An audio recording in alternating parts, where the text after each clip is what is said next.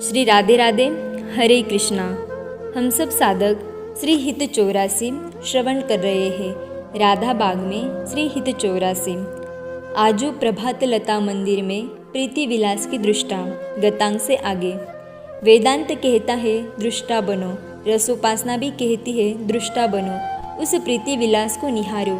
प्रेम विलास तो उस ब्रह्म का सनातन से चल रहा है, अपने से ही प्रकट कर अपनी आह्लादिनी से ही वो विहार करता है। इन युगल की इच्छा शक्ति ये सखियाँ है, ये इन युगल में इच्छा प्रकट करवाती है, साधन जुटाती है, केली करने के लिए स्थान सजाती है। जब सब तैयार हो जाता है तब ये दृष्टा बनकर खड़ी हो जाती है ना अद्भुत उपासना। जो सखी भाव से भावित है उन्हें ही प्रवेश है इस उपासना में। सखी भाव यानी पूर्ण तत्सुख भाव, प्रियतम के सुख में अपना सुख खोजना। हम श्याम सुंदर को आलिंगन करें नहीं, वो प्रियाजू को आलिंगन करें तो उन्हें इसमें ज़्यादा सुख मिलेगा, दोनों को सुख मिलेगा।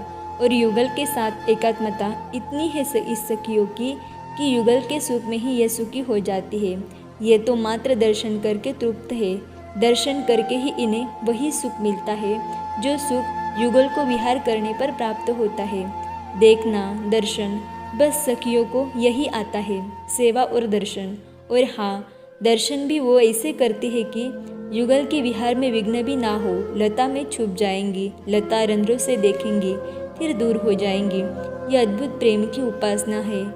आइए उसमें डूबिए। और एक अद्भुत बात बताओ, ये रस की उपासना है, रसोपासना। ये कृष्णोपासना नहीं है, रामोपासना नहीं है, ये शिवोपासना नहीं है। इसमें कृष्ण, राम, शिव ये नहीं है। यहाँ तो एकमात्र रस का ही खेल चल रहा है, उसी का अनुभव करना है। वही लीला करता है, कराता है। यहाँ उपास्य केवल रस है। उपासना किसकी की जाती है? यहाँ रस की। यहाँ राम, कृष्ण, शिव नहीं है, यहाँ रस ही रस है। रस का अर्थ तो पता ही होगा। चलिए ये भी जान लीजिए कि संस्कृत में रस का अर्थ है जिसका आस्वादन किया जाए उसे रस कहते हैं। कीजिए आस्वादन।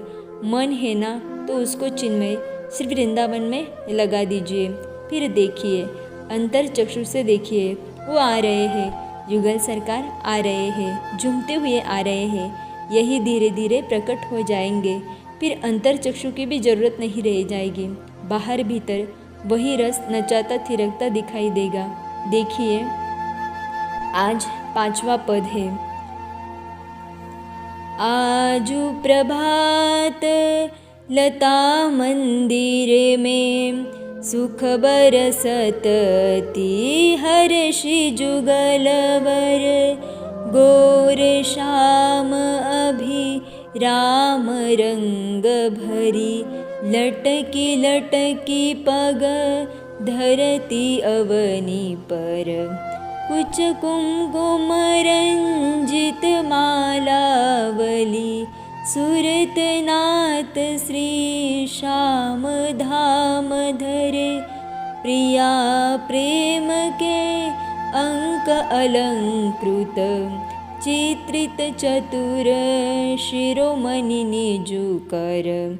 दंपति अति अनुराग मुदित कल गान करत मन हरत परस्पर। श्रीहित हरिवंश प्रशंसी परायण गायन अली सुर देत मधुरतर। ध्यान। सुंदर श्री वृंदावन है, चारों ओर रसपूर्ण वातावरण है। रसिकनी श्री प्रिया जी सखियों के साथ है। सब उनको रात्रि की बात पर छेड़ रही है। अकेली पड़ गई प्रिया जी, सखियाँ कुछ न बोल रही है। तब श्री राधा रानी चारों ओर देखती है तो उनको अपनी ओर आते हुए दिखाई देते हैं श्याम सुंदर। श्याम सुंदर तेज गति से चलते हुए आ रहे हैं।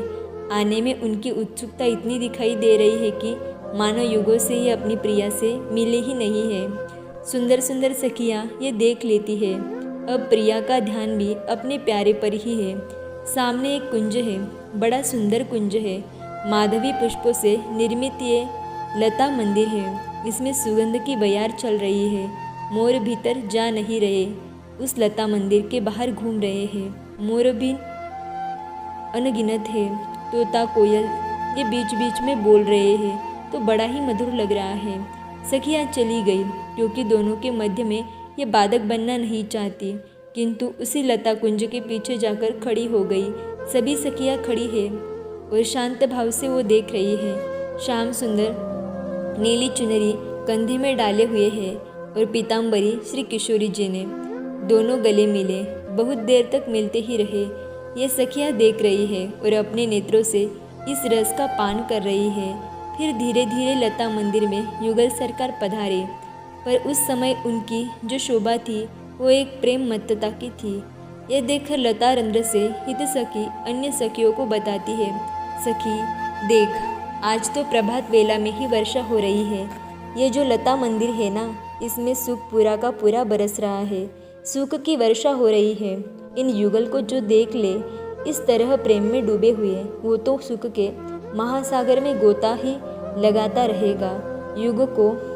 युगल को सब सखियां अपलक निहार रही है। अरे देखो, अभी तक तो प्रियाजू ही सूरज सुख के कारण झूम रही थी, पर ये लालजू तो और उन्मत्त हो रहे हैं।